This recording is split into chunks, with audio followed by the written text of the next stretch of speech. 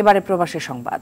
যুক্তরাজ্য সংবাদদাতা কাজী লোকমান, সৌদি আরবের রিয়াদ প্রতিনিধি সোহরাব হোসেন লিটন ও জেদ্দা প্রতিনিধি হানিফ সরকার উজ্জ্বলের পাঠানো তথ্যচিত্রে প্রবাসী সংবাদ জানাচ্ছেন সামদানি প্রত্যয়। যুক্তরাজ্যের বার্মিংহামের স্মল হিথ পার্কে ফিলিস্তিনের গাজা উপত্যকায় ইসরায়েলি বর্বরতার প্রতিবাদে মানববন্ধন ও গণজমায়েত কর্মসূচি পালিত হয়েছে। বার্মিংহাম হেফাজত ইসলামের এই আয়োজনে মৌলানা এখলাসুর রহমানের সভাপতিত্বে মাওলানা এনামুল হাসান সাব্বিরের পরিচালনায় বিক্ষোভ সমাবেশে বক্তব্য দেন মুফতি তাজুল ইসলাম, মাওলানা আফম শুয়াইব, কারি আব্দুল মুকিত আজাদ, হাফিজ মাওলানা সাব্বির আহমেদ, কারি মাওলানা আব্দুল হাফিজ, মাওলানা মুফতি ফখরুদ্দিন সাদিক, মাওলানা আব্দুল মতিন হাজি, আব্দুল মঈন চৌধুরী, সুমন আব্দুল ওয়াদুদ সহ অনেকে।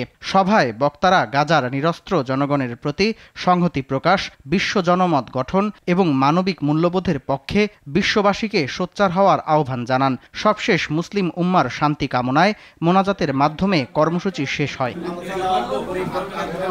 সৌদি আরবের জেদ্দা মহানগরের অন্তর্ভুক্ত বাউদি অঞ্চল বিএনপির কমিটি হস্তান্তর অনুষ্ঠিত হয়েছে।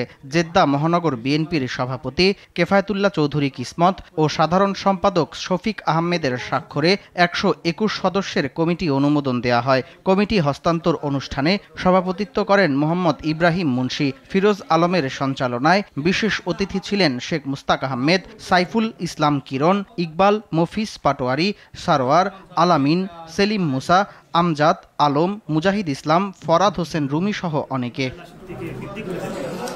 সৌদি আরবের রিয়াদে প্রাণ কোম্পানিতে কর্মরত প্রবাসী বাংলাদেশি শ্রমজীবীদের উদ্যোগে ঈদ পুনর্মিলনী অনুষ্ঠিত হয়েছে।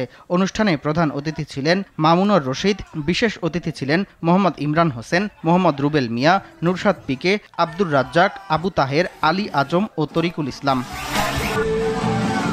সামদানি প্রত্যয়, RTV।